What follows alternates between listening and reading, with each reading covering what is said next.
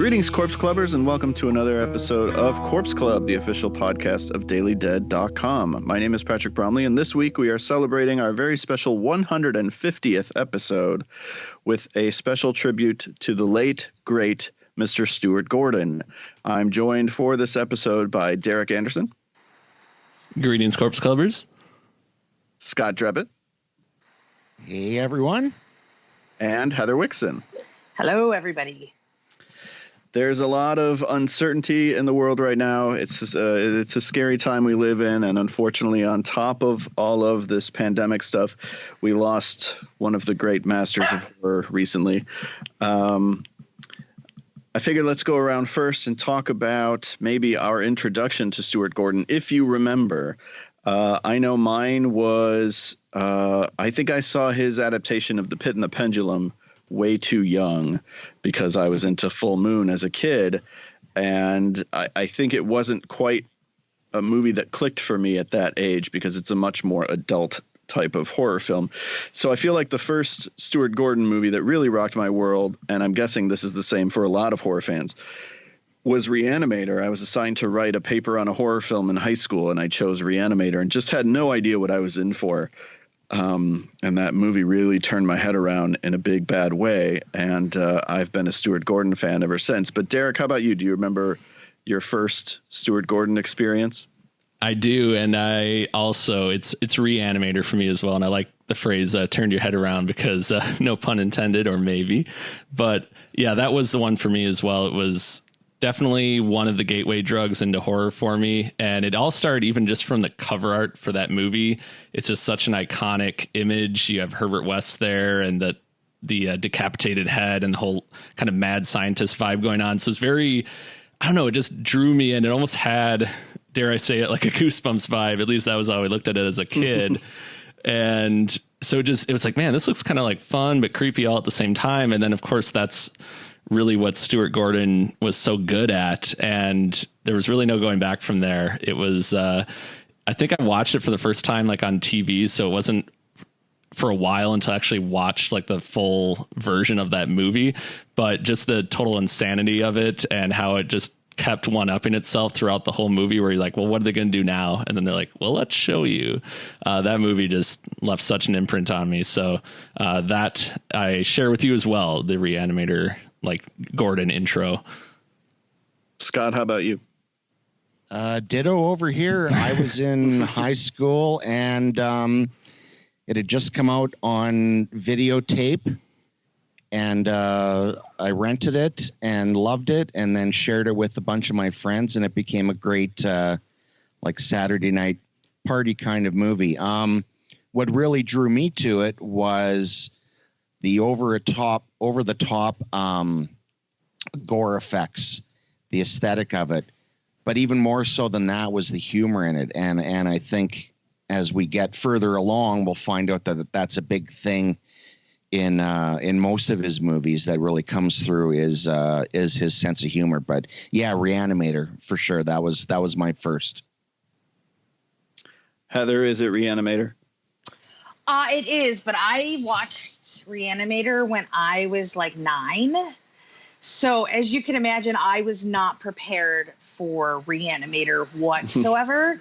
And it's interesting because, like, I know that the movie, originally had like an X rating to it and they had to cut it down and everything like that. But even like the cut down version, I'm like, wow, they got away with a lot in that movie. And I think my favorite thing about a lot of Stuart's films is they don't waste any time.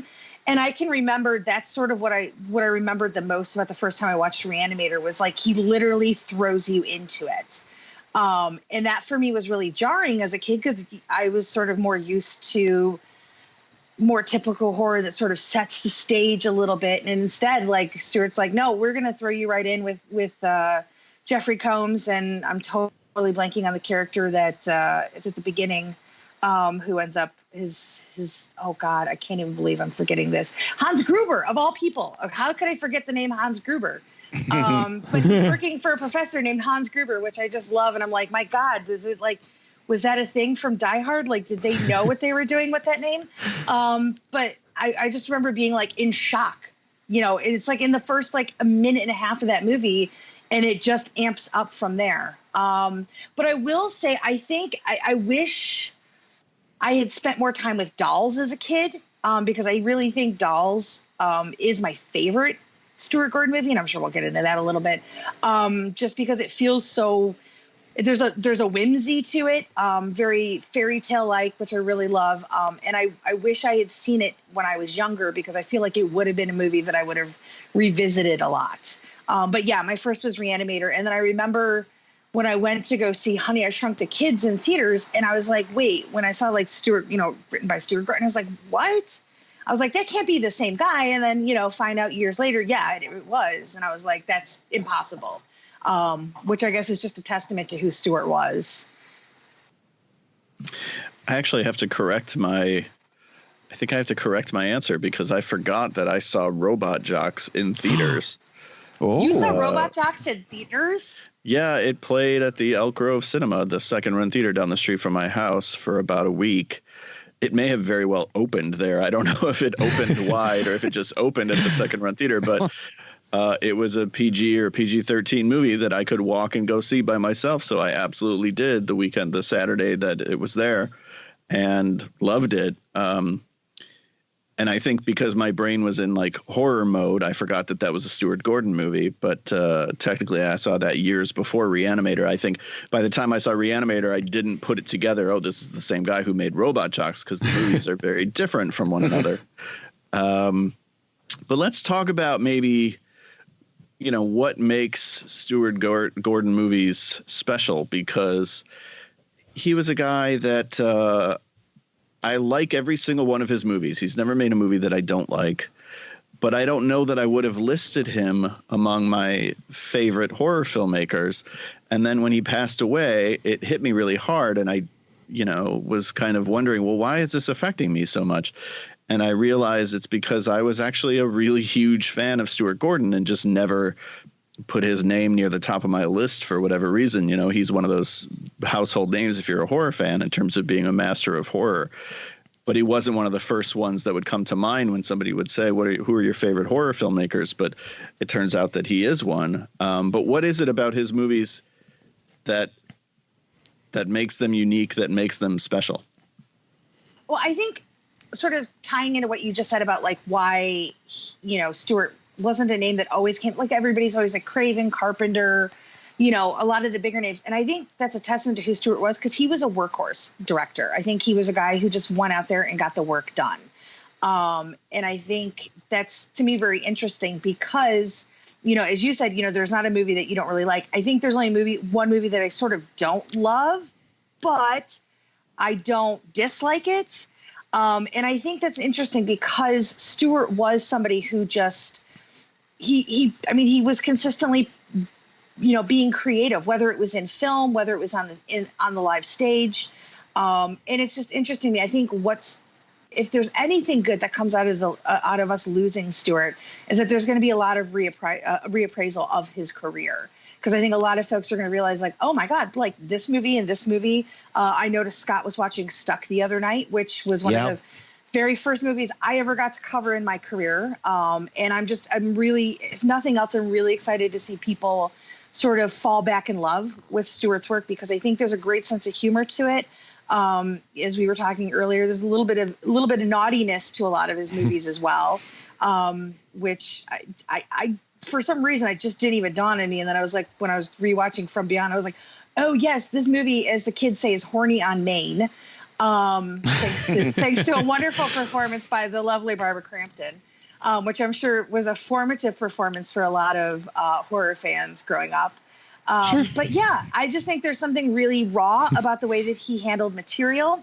I think he was fantastic with actors and gave them the space to sort of do things that maybe other directors wouldn't. One of my favorite things when I was rewatching Re-Animator was there's a sequence, I think it's when Megan and Dan are going to the door when Herbert shows up at his house to rent the apartment, and they're just kind of playing around with each other, and they're just kind of being goofy and silly. And I think maybe in other films or with other directors, that scene may not have existed. And for me, I think that ends up sort of being the heart of Re-Animator, because there's a lot of crazy goofiness, a lot of over the topness, again, a little naughtiness in there, a lot of really grotesque moments, very over the top.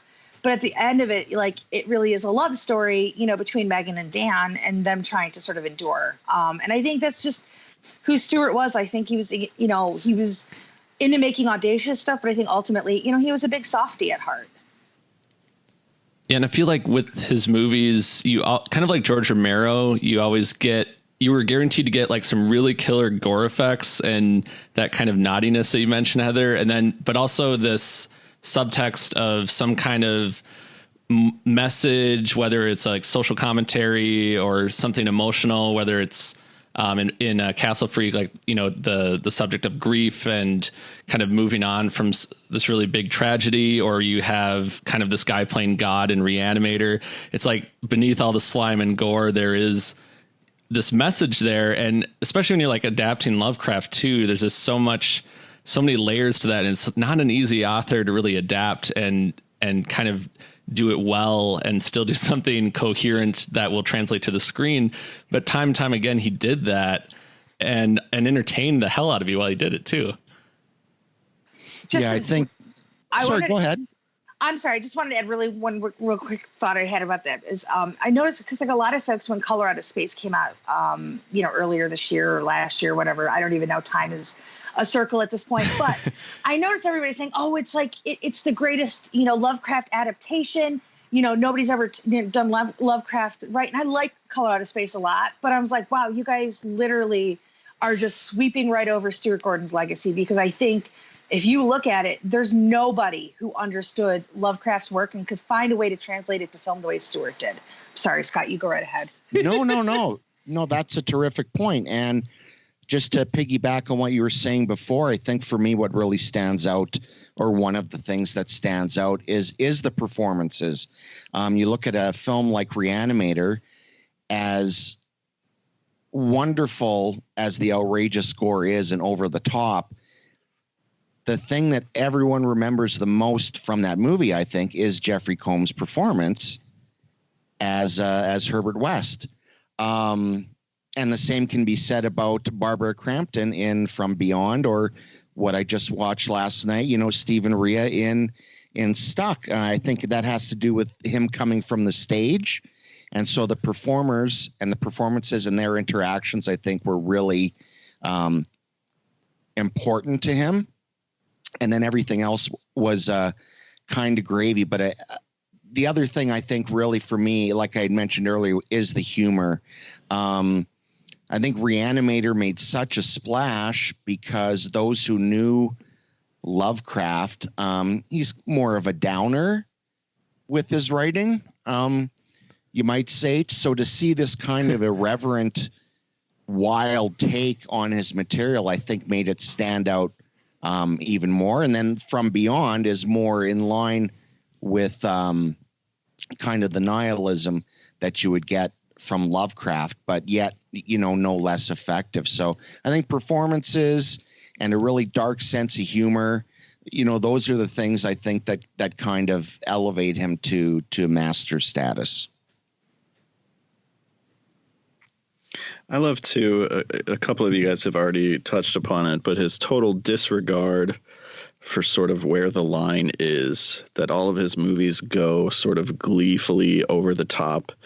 I'm always a fan of movies where I can picture the director sort of cackling right off camera with what he or she is getting away with. And pretty much every Stuart Gordon movie is like that. Even something like his Lovecraft adaptation of The Shadow over Innsmouth, which it was called Dagon. Dagon isn't a very funny movie.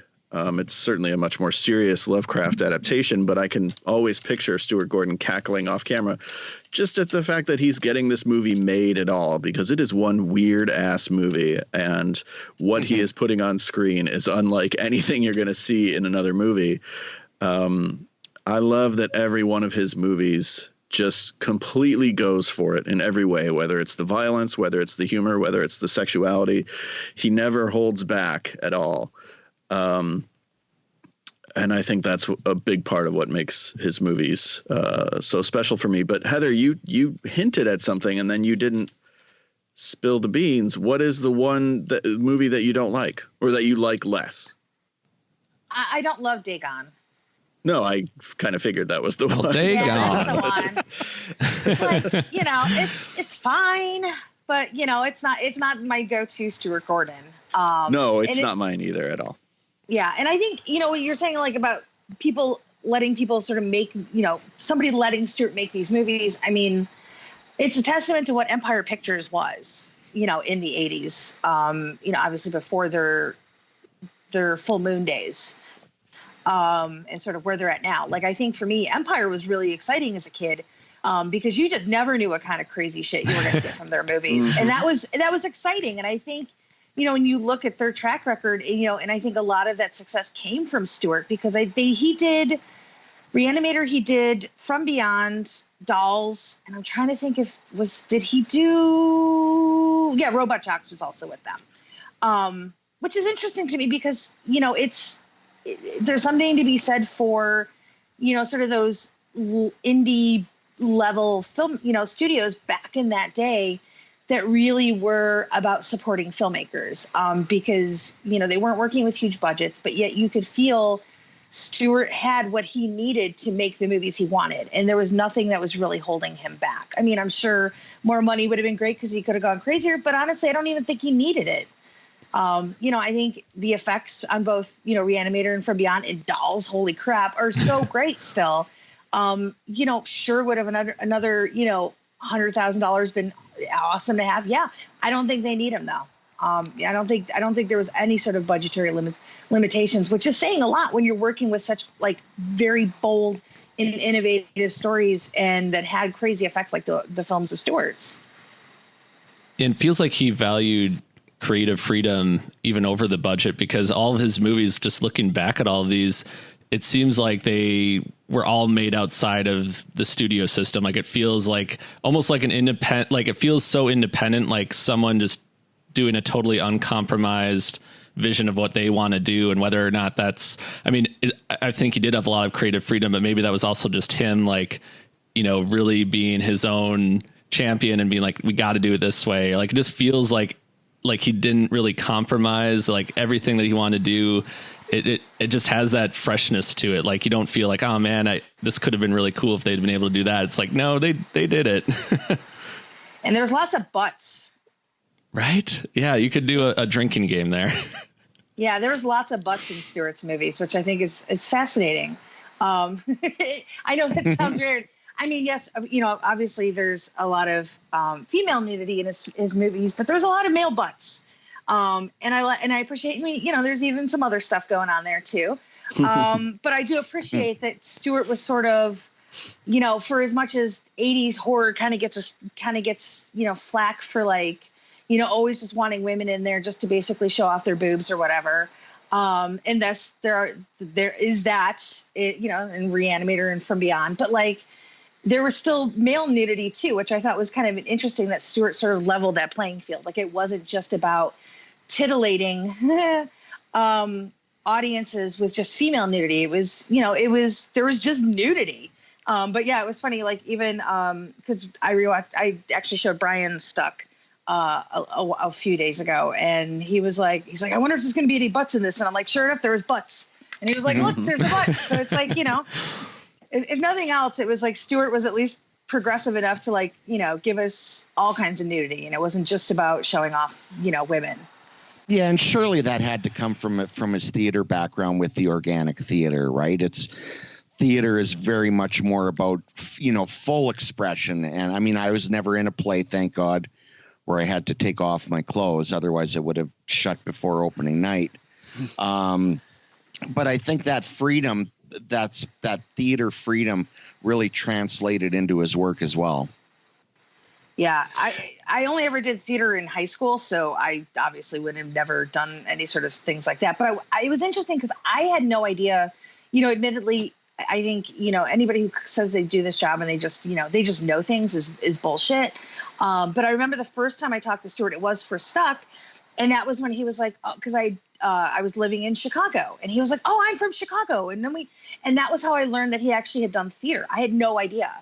And that for me was really fascinating. And I'm glad you brought up that, because I was able to, obviously there was, the Nevermore play here in Los Angeles, which I think played some festivals and conventions over the years. And then there was the Re-Animator, the musical, which was other people doing it, but I remember he was actually there opening night because I was there as well. But he also did a really fantastic play out here called Taste, which was based on a real life case of where a guy put an ad on Craigslist saying that he wanted to be cannibalized, and some guy decided he wanted to cannibalize him, or some guy put the ad out looking for somebody to cannibalize, and then he did. And I'll tell you, there's nothing that turns you off to hot dogs as quickly as to like somebody talking about eating somebody else's penis and you're just smelling hot dogs in the room, and you're like, oh God. And that was the thing that happened in there. And there was a lot of crazy blood and stuff like that. But he also worked on, I'm totally blanking on, The Sirens of Titans, which is a story from Kurt Vonnegut. And he did that with Ben Rock. And I was really fortunate that for both of those shows, I was able to actually talk to Stuart afterwards. And it was great to see him still getting to create, because, sometimes, I don't know if it's necessarily true with all directors, but at least with horror directors, sometimes when they hit a certain age, there tends to be sort of this expiration date on their career, which is so stupid. So I love the fact that Stuart still found ways to kind of go out there and be creative and do, different things and go back to his roots. He seemed really excited about all of it. And for me, that made me really happy. Didn't he try to wasn't there like a crowdfunding campaign for a film version of Nevermore? I believe there was. I think crowdfunding is such an interesting mechanism. Some of them hit and some of them don't. And I guess for some reason that didn't. And I don't know why. I mean, who the hell wouldn't want to see Jeffrey Combs being Edgar Allan Poe in a film? I saw it in a live theater, and I could tell you it was, in a live theater setting, and it was amazing. So I don't know why, maybe they just didn't quite have the oomph that they needed to kind of get that Kickstarter going. But I would have loved to have seen it. Have you guys seen the season 2 Masters of Horror, The Black Cat? Oh, terrific. I mean, it might be the single best episode of that show, I think. And that was, Stuart Gordon directing, Jeffrey Combs playing Edgar Allan Poe. And it's amazing. If you haven't seen it, I believe the whole series is free to stream on a couple different platforms. I think Tubi has it right now. Tubi has season 1 right now. Oh, Only okay. season up 1. Here. Well, up here. Yeah. Which, I mean, his episode, Dreams in the Witch House, is also worth seeing. It's very strange. It's a lot closer to Dagon than at most of his other films. But it's definitely worth seeing again as another weird Lovecraft interpretation. But I man, just watched it the other night. Yeah, but the Black Cat, yeah, you're right, is holy cow. Yeah. I never really got to see any of the season 2 episodes, just because I'd gotten screeners for the first season for some reason, but never season 2. So I haven't seen it. That makes me sad. There's some really good ones in season 2, and his is, again, I would argue the best among them. I know. I missed your column you used to do where you were digging into all the episodes. Yeah, I should bring that back at some point. Hintity, hint. It was that column that convinced me to buy the first season on DVD, but I need to get the second season now, so maybe I can't do that until you do the column. And I think the second season is hard to find on DVD. Ooh. But you can buy it in standard def digitally. So Scott's niece will have no part of it. Snob, yeah. But you can, I believe, buy it on Amazon because that's how I own it. I own the first season on Blu-ray, but the second season I could only buy digitally. The Tubi has Imprint, which I've never seen. I'm scared to watch it. I think that's the only one I've never seen because I'm afraid of it. I have to watch it. I got it. But back to Stuart Gordon. Let's maybe go around and, Re-Animator, I think, is kind of a gimme. What's a Stuart Gordon movie that you would like to turn people on to if they haven't seen it? Ooh, I'll go first because I already talked about this, so I'll be quick. But I think it's Dolls. I think for me, Dolls was a movie that I rented as a kid once because of the artwork. And I really, really liked it as a kid. And then for some reason, I got obsessed with the Puppet Master movies and then sort of never looked back at Dolls until I was an adult. What do you mean for some reason? Well, I mean, for obvious reasons. Well, obviously the Puppet Master movies are really fun, but I don't know why I turned my back on Dolls. It makes no sense to me. But I really, really, really love this movie. Because I think, was it last year that Scream Factory put out the Blu-ray for it? I don't even remember. It was a couple years ago. But it was a really well received release, though. It was like, yes, they're releasing it. Yeah, and it's one of those. It's a movie that actually existed in artwork form first, and then they built a movie around it. And then they realized, we should probably have that gimmick of the doll pulling her eyes apart in the movie. So then they had to do that. But I really love it. It has just sort of this fun sort of.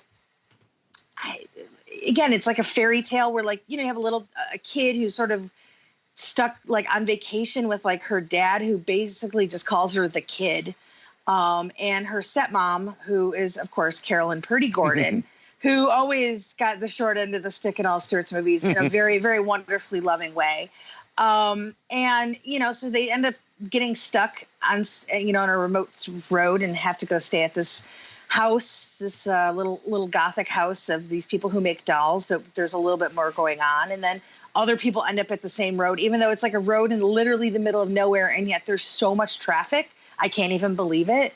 So that kind of always makes me chuckle. And the doll work in that film is absolutely incredible.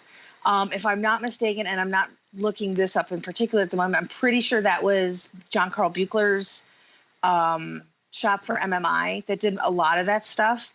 And I think what people don't understand is like, oh, you're just building dolls. How hard is that? There's dolls everywhere. But yet there's layers to these dolls, which is so damn impressive. And it's so hard. It's something like, because Patrick, you just watched Small Soldiers for your birthday movie marathon. And, everyone's like, oh, well, how hard is it to make, things that look like action figures? It's pretty damn hard when you have to make them articulate in ways that action figures don't, normally do, where you have to put servos and things like that in there to get them to do these wonderful things on screen. And I just think Dolls is absolutely a total blast. And, I hear a lot of people talk about Re-Animator. From Beyond has sort of come into his own. So I'm hoping maybe Dolls is one of those movies that people really start to fall in love with again. I think it's a perfect time too. Like Chucky, as someone who was traumatized by Chucky, Dolls wasn't on my radar until kind of the Scream Factory release, just because I was always like, oh, Puppet Master, Chucky, like I've got the creepy doll movies covered, but then it was like, oh man, this is from the guy who did Re-Animator, and it's like just as creepy as any Child's Play movie, in my opinion, and it's a hell of a lot of fun too. And it just was like, I felt so bad for sleeping on it for so long, but it just never seemed to like get the exposure that some of the other movies in that subgenre did. I remember watching, after the third or fourth time I watched Dolls, I remember thinking, wouldn't it be wonderful if he tackled like Grimm's fairy tales and did like a whole series of Grimm's fairy tales? Because Dolls, you said, I think you mentioned whimsical, and that was one of his best qualities, I thought, was even when he's throwing stuff at you that is decidedly unpleasant. Like you were saying, Patrick, you could almost hear him cackling, and with a wink and a smile too, because it comes like Dolls comes across as a very good-natured movie, other than the fact of what's actually happening on screen. That would be cool. I think I could. I think it would have been interesting to see that as like a Masters of Horror episode, even just to see him do kind of step more into like dark fantasy. Or if he'd been involved with that Once TV series as well. Oh my gosh! For a while. Yeah. Well, Dreams in the Witch House is kind of more in that vein, but it gets a little more darker than Shelley Duvall's Fairy Tale Theater. I've only ever seen like 2 episodes of that thing. Is it? I mean, everybody talks about it. Is it as awesome as Yeah, it was a cool show. Or is it nostalgia? No, it was a Shelley cool Duvall show. Are you talking about? Yeah. Yeah. Yep. It was good. I somehow completely missed the first time I saw Dolls. I didn't like it, and it's one of those like I had to have been in the wrong mood. I was expecting something else. I don't know what it was, because now I look at Dolls and I love it. The second time I saw it, I did a complete 180 on it. I was like, oh, I was so wrong about this movie. I completely missed the tone. I completely missed everything he was going for. I have no idea what was wrong with me the first time I watched that movie, but I was not into it.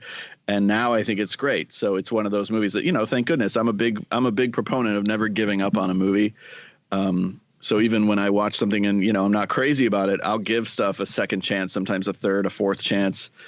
And I'm glad that I do that, because I probably would have missed having Dolls in my life if I had just written it off after one bad viewing that, you know, again, there was something was up with me. I don't know what. It happens to everyone. Thank you. I'm not going to watch The Bye Bye Man again, though. No, I probably won't either. Well, when it gets that that smart enough to not watch it at all. Just saying. Yeah, but then you could miss out on gems like Wish Upon, you know, like exactly.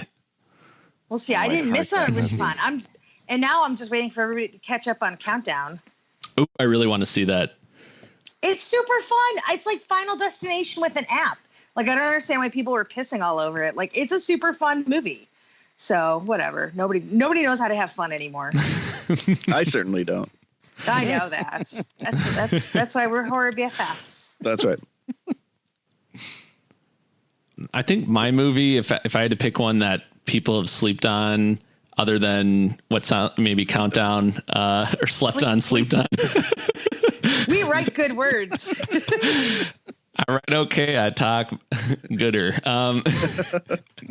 It's one, I would say it's one that's been getting more attention lately, and that is Castle Freak, but I feel like it's still, yeah, exactly. It's still, it still needs more attention, and Fangoria is doing kind of like the reimagining that Barbara Crampton's involved with, and I'm excited to see where they go with that.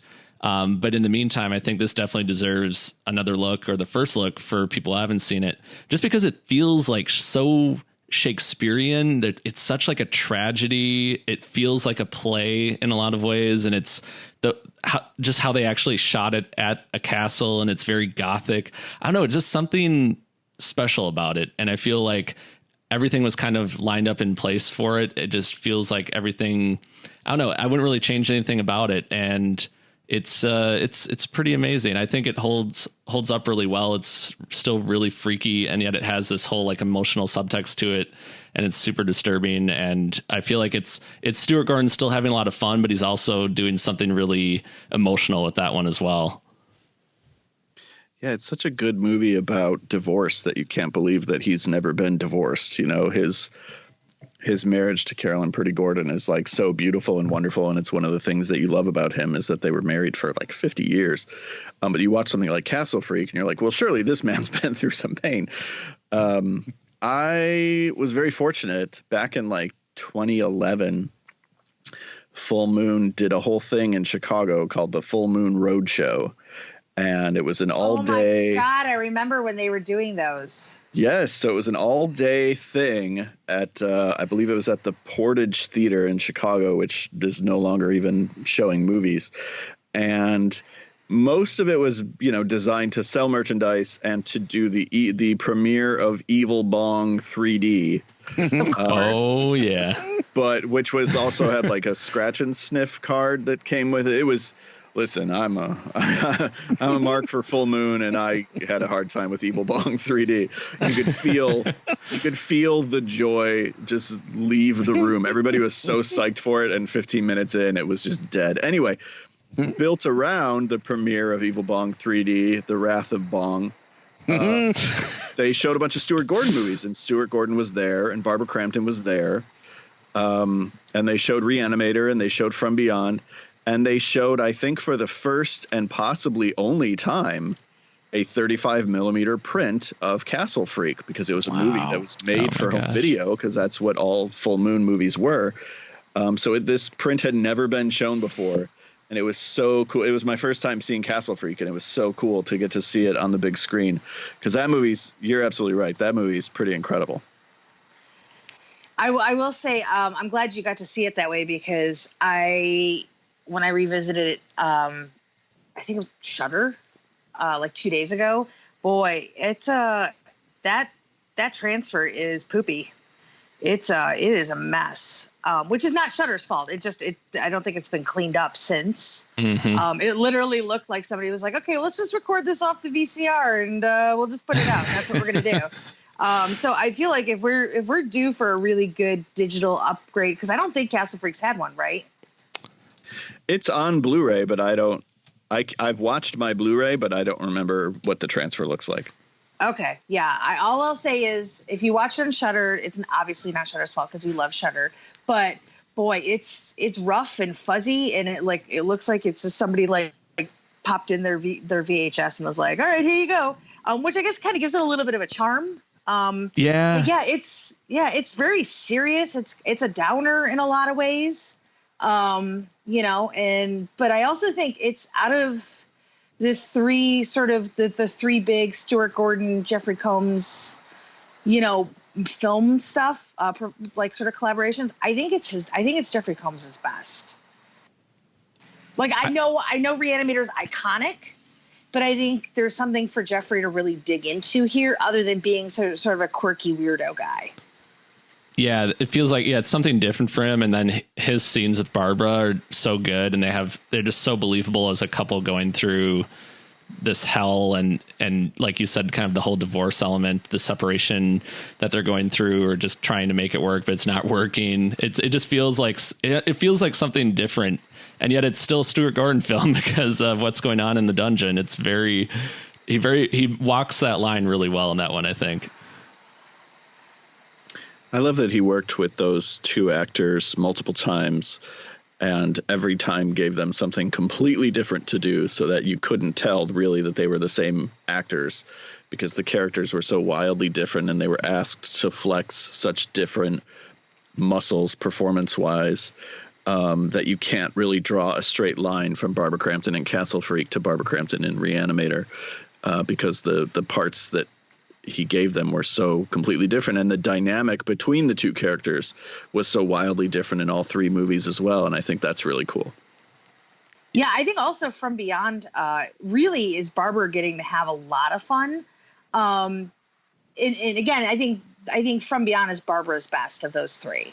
And not to say that she's not great in the other ones, I think she is. But I think I really love her getting to be a little more proactive instead of reactive in From Beyond. And I just think it's a lot of fun. And I know a lot of, I'm sure right now you're like, oh yeah, proactive, meaning like, she put on the naughty suit and put on those high heels and the red lipstick. But I do think I don't even remember that. I don't know what you're talking about. Drawing a blank. That must have been the unrated cut. Yeah, sorry. I was watching the ultra naughty version, I guess. But no, I really love her in that movie. And I love sort of sex crazed Barbara Crampton, because okay, it's weird, because I know Barbara and I love Barbara, and I sort of see Barbara as like this. She's become sort of this maternal figure over the horror community. I think she's come into her own in a very special way, and come back into the fold, and it's really been amazing to see, and getting to see her do things with Fangoria. So for me, honestly, I know there's people who are going to totally not feel the same way, but it's kind of weird to see her nude scenes now for me, because it's kind of I don't know, it's just it's weird. But I like the fact that they weren't necessarily exploitative in nature. So, and that's all I'm going to say about that. But it's strange because she's sort of like this maternal figure now, but I was like, but she was, she was a hottie back in the day too. So I don't know. It's just weird, but good for her for From Beyond. She was awesome. Yeah. I guess it's all about perspective, because I've never seen her as a maternal figure, even not now. Even when I met her a few years ago, she's still incredibly attractive. And I'm not saying she's not attractive. She's still a gorgeous woman. I'm just saying I never had that maternal instinct essentially I get from her, so I can still view her, whole body of work in Sorry. a way. No, your teeing is my exact thought, and so I'll just. I know. leave I'm it like a there. 12-year-old over here. She's Sorry. a very fetching lady, and very nice too. And I think what was great, what you were saying in From Beyond, Jeffrey Combs is essentially the damsel in distress, and Barbara Crampton is the hero. So you are right. It's wonderful how in each movie that they were together in, he changed the dynamic so that us in the audience wouldn't automatically peg them in a certain type of role. It was brilliant. The more I think about it, like From Beyond to me kind of almost feels like Hellraiser before Hellraiser the movie. Like it just, with the body horror element and the way they're like summoning this thing that kind of has this whole sexual vibe to it. It just feels almost like Stuart Gordon was channeling that Clive Barker-esque aesthetic and story and everything, even before Clive Barker directed Hellraiser. It's kind of interesting how that they all came around at that same time. Well, and there's so many contemporary independent horror films that, are borrowing liberally from the movies that these filmmakers watched as kids. So you get a lot of indie horror movies that use synthesizer scores and that specific font to mimic John Carpenter, or they'll use a lot of neon lighting, and we tend to refer to it as like Italian horror lighting. But really, I think what they're referencing is From Beyond. When you see that much neon pink in a movie, it's because they saw From Beyond as a kid, and it's like, well, let's do that, Yeah, like Beyond the Gates. Yeah. Definitely. Oh, Jack yeah. Stewart is a huge Stuart Gordon fan, and was Stuart Gordon was a mentor to him. Yeah, and Graham Skipper was also in Re-Animator the musical, if I'm not mistaken. He sure was. He was Herbert Yes. West, as was Jesse Merlin, who's also in Beyond the Gates. So it wasn't just a coincidence that Barbara was in Beyond the Gates. It was either. not a coincidence. Yes. Although I will say, in terms of borrowing, like, look, I think Richard Band has done some pretty cool stuff in his career. But if we're talking real talk about the Re-Animator score, like, I mean, Bernard Herrmann deserves some money, right? Because there is some very psycho. Oh, sure. Cues in that movie, and part of it also feels like Nightmare on Elm Street. And I was like, I guess it'd been so long since I'd really sat down to watch Re-Animator. Like, I've put it on in October and then worked during it, but like to really sit down and watch it, and I was like, whoa! Like, it just was very apparent. But I will say, I think Richard Band's score for From Beyond is pretty fantastic. I think Dolls is really great too. I mean, Harry Manfredini would have to fork over some coin to Hitchcock's estate too, right? Has anybody seen the integral cut of Re-Animator? No. Oh, no. It's on the Arrow Blu-ray, I believe. It's a cut of the film with a bunch of deleted scenes put back in. And I've always avoided it because I was like, well, if they were cut out, they were cut out for a reason. I'm just going to watch the regular theatrical cut because that's the director's cut. But I recently heard someone saying that the integral cut is really good and very much worth watching, that it actually features a lot more between, and maybe I'm talking out of school here, maybe I'm remembering what they said wrong, but a lot more of a relationship between Jeffrey Combs and Barbara Crampton, like him sort of not taunting her, but him kind of messing with her. And I honestly don't know, but I haven't had a chance to watch it yet. I really hope to get to it.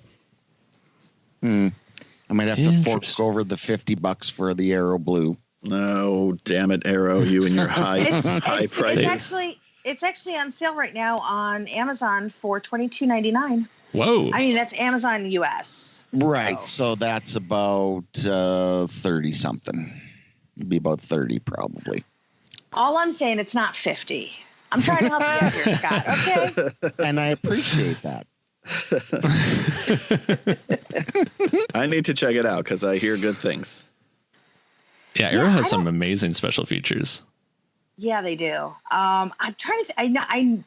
We watched it on Blu-ray. I don't know. I don't know which version I have because I don't think I have that special edition. So what other one would there be? Is there was another? a regular? Yeah, there was a regular Re-Animator Blu-ray before the Arrow one came out. Okay, Yeah, so that's that's the one I probably what I have. have. Yeah, I Yeah, definitely don't so- have the cool artwork on the front with the No. brain and all that. Oh yeah. No. So yeah, no, Arrow does it right. Their vamp is also pretty good as well. Yes, it is. My pick for the underseen Gordon would be King of the Ants. Yay! Ooh, Thank very you. nice. That was Yeah. something else I wanted to bring up. Yay, Scott! Thank you. Wow. I watched 2 nights in a row. I watched King of the Ants and Stuck, and both are on Amazon Prime. And they both blew me away for different reasons. I think Stuck is more similar to some of his other work, the way it's filmed, and there is a dark humor to Stuck. King of the Ants, King of the Hill. I'll tell you what, King of the Ants Profane. is just a terrific revenge thriller. That's very. It's a grittier Stuart Gordon. It's Stuart Gordon really getting into the muck of things, and I think it's a terrific film noir. The dialogue is ridiculously good. And who the hell said that Daniel Baldwin couldn't give a good performance? Because he's really good in it. He's terrifying in it. It's a great movie, and I hope more people will check that out who do like his work. It's different from a lot of his stuff, but I think that's part of the appeal of him too, is he was willing to do different things. And King of the Ants really deserves another look for me. Can I blow your mind with something? Blow it. Do you know who edited King of the Ants? No. It is David Michael Latt, one of the co-founders of The Asylum. Oh, that's right. It has the Asylum produced it. Yeah, but it was like before. It was their first movie or something. Yeah, right? it was like before they got like their reputation. Before they were The Asylum. Yeah, but I always think that's really interesting because I saw him say something on Twitter about Stuart, and it was like, oh my god, yeah, it all kind of came full circle. So little fun trivia there. Is that why they just put into production Mega Shark versus King of the Ants? I think so. I think so. Ooh. I would watch. Because you demanded it, Scott. I'd watch I would it. not watch it. I would not watch it. So Yeah. A spiritual sequel, some would say. Yeah. oh, I love seeing Stuart Gordon cast George Wendt too. Oh. So good. Going back to the Chicago theater days. Yeah, that's very cool. Oh, nice. Yeah, that connection. Yeah. My underseen Stuart Gordon, I would say Robot Jocks, but I feel like a lot of people have seen Robot Jocks. But I love that as like kind of the flip side to Dolls, where Dolls is like his adult fairy tale and Robot Jocks is his big goofy kids movie. Pacific Rim before Pacific Rim. I would watch Robot Jocks any day before Pacific Rim. I don't even dislike Pacific Rim, but I would definitely watch Robot Jocks first. Anyway, mine would be Fortress with Christopher Lambert. I just rewatched it last night, and I like when Stuart Gordon got the chance to do science fiction. He really only got to do it with Robot Jocks, if we're going to call that science fiction, and Fortress. And neither one is intelligent sci-fi. He's not interested in like brainy, hard science fiction. He's doing pulp. And Fortress is a bunch of people stuck in this enormous prison, implanted with something called an intestinator that they jam down your mouth into your gut. And when they want to control you, it goes off and you're in horrible pain. And then if you cross the red line, it explodes and your stomach blows out. And it's very violent and very gory. It has an amazing cast. Christopher Lambert, Kurtwood Smith, Vernon Wells, Jeffrey Combs, Clifton Collins Jr., Tom Talls. It's a hell of a lineup. And again, it's the movie where I probably feel his budgetary limitations the most, because he's trying to do something really big on not a very big budget. But he's always smart about the way that he works with his limitations. So as you guys were saying, they rarely feel like limitations. You don't necessarily feel Stuart Gordon constraining against the budget. In Fortress, he is a little bit, but again, for me, that's part of its charm. I like watching a movie that's eyes are a little bit bigger than its stomach, and that is pushing the limits of what. Sorry. Well, right, yeah, no, pushing the limits of what they're able to do, and really kind of going for it. And again, Fortress, in the grand tradition of Stuart Gordon movies, really goes for it. Has anybody seen Space Truckers? Because that's the only one I haven't seen. No, I haven't. And I wanted Seen it since HBO in like the 90s. Okay, because I was gonna rent it, but it was like $4 or something like that, and I was like, I'm just gonna wait. Maybe somebody else could fill in on Space Truckers. But that's the only one I haven't seen, and it seems like an absolute delight. Just because the cast seems pretty awesome. So if anybody out there has seen it, please let me know if it's as delightful as I suspect, because it just seems like it's completely right up my alley. And It's that also is sci-fi another too. Sci-fi, yeah, that's why I forgot that one. Interesting. So it's almost like he's going through a sci-fi kind of vibe in that era. Yeah, era. The early Era. 90s, he kind of pivoted to science fiction for a little while. Also, then going to Castle Freak after that was like kind of a return to his roots in a way. Yeah. Interesting. But, Fortress I haven't seen, but I need to because it sounds like the prison in Face Off.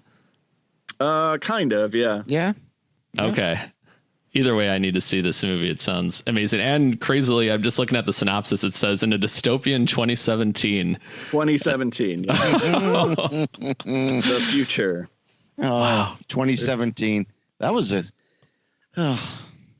They were just off a couple of years, but yeah. That just like made me feel, because that movie was made in 92, which is like, so they're thinking 25 years out.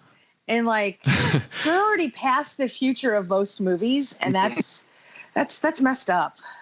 Yeah. Yeah, that's a turn to dust moment. What I wouldn't give for the reality of Fortress right now. It is such a pleasant change, really.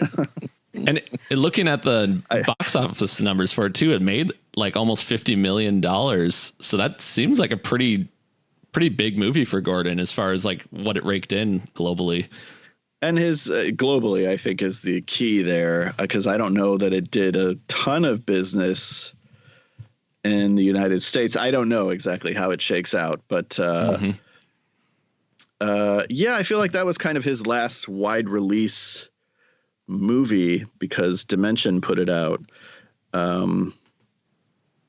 Because Dagon, I feel like, premiered on like the Sci-Fi Channel after playing some festivals, and I had the opportunity to see Stuck at the Music Box, but that was very much like an art house movie.